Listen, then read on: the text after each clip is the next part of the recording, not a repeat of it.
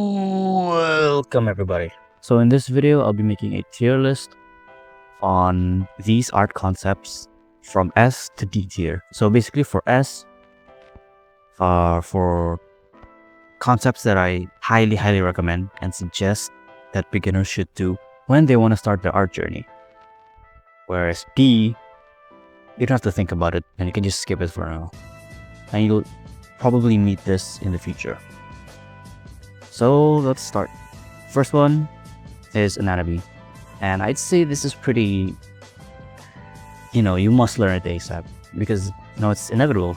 Eventually you're going to come across it, whether you're drawing, characters, whether you're drawing for a client, poses, portraits, etc. Anatomy always comes first. And that's why I ranked it in S tier. But the next one would be art styles. So this is an image I got from Sam Does Arts, fish drawing, trying to imitate the Disney art style, if I'm not mistaken. And I'd say this is good, but since this video is for beginners, I wouldn't really recommend beginners to, copy an art style, as they gotta learn the foundations first. So I'm gonna rank this in D tier. You can skip it for now. But as soon as you start getting better, I'd say go for it.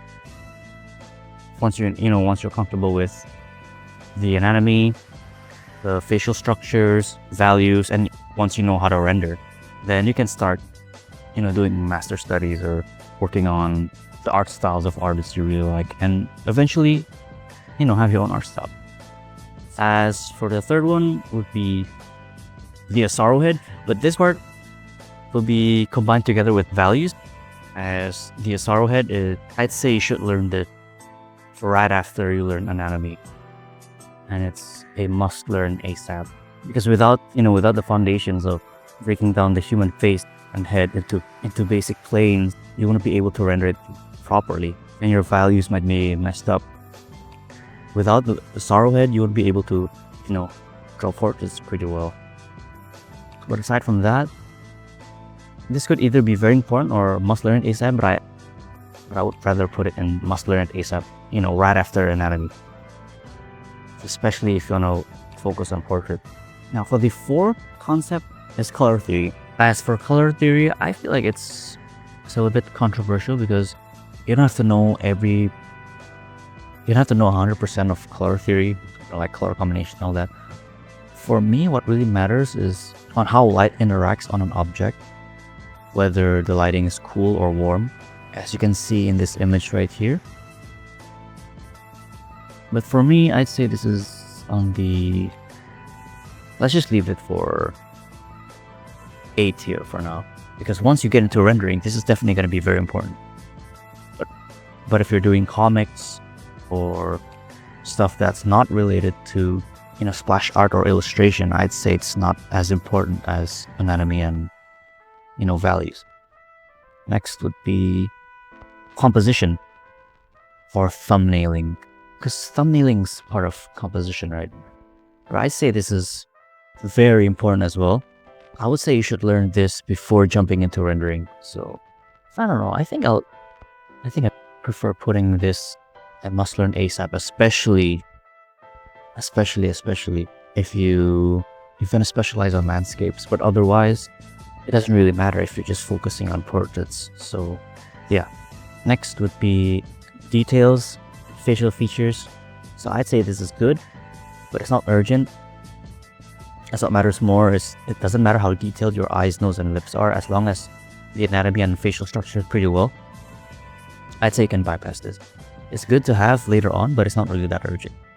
Because what mistakes I've seen other artists do is that, sometimes we just start with drawing, eyes, nose, and mouths, but like, I don't find it that useful, especially if you don't know how to draw a face. So I'll just leave it in C tier. Next, material textures. I'd say this is great for specializing. I'd say similar to the details, but the only difference is if you don't draw humans, I'd say this is really great for specializing, especially when your character has a belt or a coat. Textures really matter a lot, even if you don't go too much the details. You can tell from afar that, oh, this material is made of metal, or this material is made of plastic or latex, stuff like that. So I'd say it's great for specializing, but it's not as important as color theory. And for the next one would be OCs, or original characters. I'd say you can skip this for now. I wouldn't recommend, beginner artists to directly start, making OCs, as you need the fundamentals first before you can start doing the OCs. So, yeah. Next would be line art. I'd say it's not that important. It's good if you're going for an anime style, but other than that, you can just get away with, a refined sketch, because a clean line art, takes a significant amount of time. And if you're doing anime style, I'd say I'll put in A tier, but other than that, I'd say you can skip it for now. It's not really that important, as once you learn how to do rendering, that will, the line art doesn't really matter if your rendering's pretty good. Next would be portraits. I'd say it's a solid B tier. It's not very important when learning, but it can give you like a great start, especially when you want to learn the Asaro head. So this is great for specializing if you want to specialize in portraits, but other than that, it could be in between A and B, but I'd say it's preferably in B tier. Next one, rendering. Now this is definitely important, as this goes hand in hand with color theory, as I mentioned before. With the warm and cool shadows, I say if you know how to render, you don't really need everything about color theory, in my opinion. Because if you can render pretty well, you basically already have a knowledge of color theory. But if you have, okay, wait, let me put this out. An artist that can render pretty well knows how to implement color theory, but an artist that only knows color theory based on the theory instead of the application, or like an artist that has never applied what they've learned in color theory, does not necessarily mean they could render their pieces pretty well. So I'd put this below, hand in hand with rendering. But I say it's still below if you haven't implemented what you've learned in color theory yet. Next would be silhouettes, for shape design, shape language, whatever you want to call it. I'd say this is very important as well, especially when starting, or if you want to start making your own characters, I'd say it could either be in S tier, especially if you want to get into concept design or concept art. But other than that, I'd say it's yeah, this is pretty tough. Actually, these two could actually move down into very important, because this will all depend. These two will depend on your goals.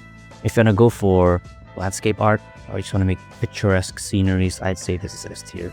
Well, this goes all the way down to A tier. And same goes vice versa. If you're going for concept art, shape design, or like shape language would be above composition. This will go down over here. But either way, let's just put it in the same tier, for the sake of equality. But if I were to pick, or if I were to tell someone, tell a full complete beginner, this composition and shape design or shape language would come later, after they've mastered the anatomy and values. Next would be still life drawings. I say this is a no-brainer. It's literally the first skill you do when you start drawing. You draw whatever's in your face, because it really trains your hand-eye coordination. If you can do still life, I'm pretty sure you can use references. Otherwise, whatever you draw from your references won't be as good as compared to someone who's already done still life for a long time. As someone who has done still life pretty well already has great foundations in like shading and rendering. Well, not necessarily rendering, but like rendering with a graphite or pencil, because that's usually the thing that artists usually start first or pick up on.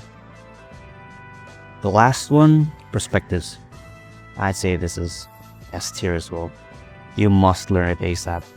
And it doesn't matter if you're just going for portraits or landscapes. This applies to both portraits and landscapes. I'd say let's just move these two down here, because these two will depend a lot on, you know, the artist's goal or your goal in that case. If I were to create a workflow on what to do for a beginner, would be to try still life, but not focus on it too much. Like, let's say just maybe 5 to 10 pages worth of still life drawings just to get that hand-eye coordination, because you're definitely going to see something first when you're trying to, you know, draw something using pencil and paper. Then once you know how to draw comfortably from still life, you move on to anatomy. Then once you know the proportions and all that, you can move on to, you know, focus on the Asaro head for the values, you know, to start your shading journey. And then you can move on to perspectives once you've learned something more complex. And then you can, you know, specialize in these two, which both are very important, by the way. Either shape design or language composition, which is part of, you know, thumbnailing, rendering, color theory. Once you've already got comfortable with shading with the proper values, you can move into color theory, and then you can specialize in portraits and the material textures. And after that, the detailed facial features could come as you start doing portraits, because it would make much more sense if if you start drawing portraits first and then the detailed textures, and then the detailed facial features. Whereas, you know, art style, OCs, and line art, those three aren't really as important. You can just focus on that later on. So yeah, these four, I'd say, are the foundations you must learn if you want to get into art. Thank you guys for watching, and I'll try my best to post at least once a week, like my usual schedule, or maybe once every other week, and I won't be posting, you know, long form content as much, and maybe I'll just focus on something that's, you know, easier to put out, like YouTube Shorts or TikTok. Thank you guys for watching, and I hope to see you guys on the next video.